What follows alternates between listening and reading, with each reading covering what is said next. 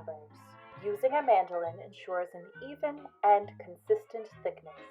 While I like a medium thickness for my cucumber salad, many traditional recipes call for paper-thin slices. To avoid a soggy salad, thin slices should be salted and allowed to drain for a half hour to release some of their water. They will, of course, need to be rinsed afterward before use. Next, we prepare the dressing. If you keep herbs in your victory garden, you will likely have parsley, dill, and chives.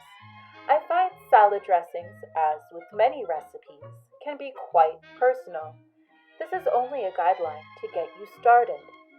For a tangier dressing, add more lemon juice, or if you don't have lemon juice, use vinegar. Start out with less milk or cream and add it gradually to achieve your desired thickness. And of course, there's salt and pepper. I seldom give quantities for these. Add them to taste. That's the most important kitchen rule, you know. Taste, taste, taste. Finally, we mix it all together.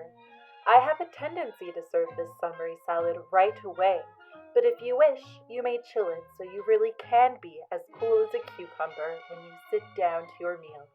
While this salad is perfect during the summer months when cucumbers are in season, it can be enjoyed year-round as a beloved side dish.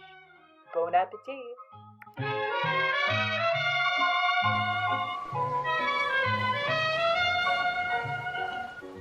Cucumber salad was a staple on our table when I was growing up. My Oma, she used to make more of a vinaigrette style dressing for her cucumber salad, but my mom was all about the creamy dressings. It is so easy to make your own salad dressing and vinaigrettes. Like, you do not need to buy something that is store-bought.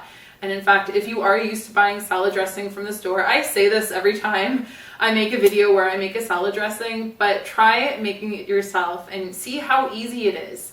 If you are making vinaigrettes, they can keep in your fridge for up to a month. And I think almost every salad that I make on this channel, every time there's a vinaigrette, the recipe for the vinaigrette gives you half a jar of dressing so that you have it in your fridge. If you buy salad dressings, I dare you to go to your fridge and to read the ingredients on the back of that label and start looking into what those ingredients are and what else they are used in. I mean, if you buy natural salad dressings, you probably won't run into as many nasty ingredients, but I always make my own, and that's the point. This salad dressing is different from almost all of the other salad dressings that I have made up until this point. It's almost like a ranch dressing, but not quite. It's not quite there. It doesn't have the same flavor profile, but it's kind of it's inspired by it. There is no mayonnaise. It's a healthy, creamy dressing. You can either use sour cream or you can use yogurt. I like using Greek yogurt when I'm mixing mine up. Right now I'm in the season where if I need fresh herbs, I can just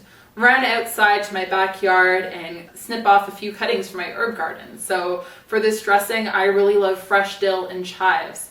But if you only have access to dried herbs right now, I just recommend cutting the amount of fresh herbs in half. If you want, I do have a really cute free printable that you can grab for yourself and hang up in your kitchen somewhere, or just store it for when you need it.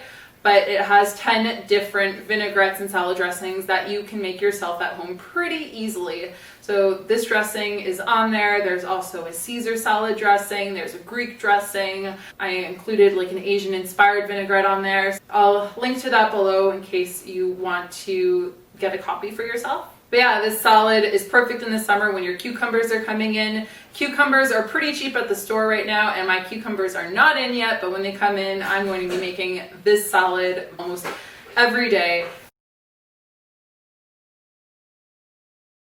It makes a perfect side dish. I like serving it when I make pizza. I like serving it when there's barbecue on the table. It goes with just about everything.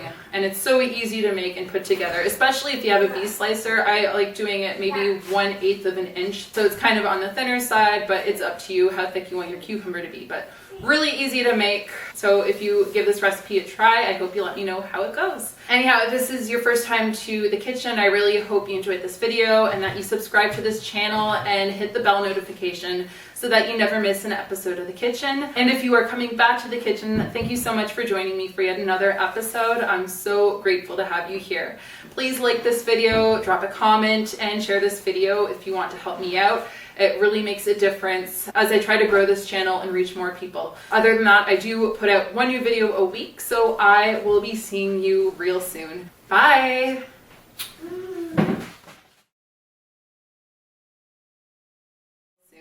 Thank you so much for being here. Bye! Like, share, subscribe, follow! Bye!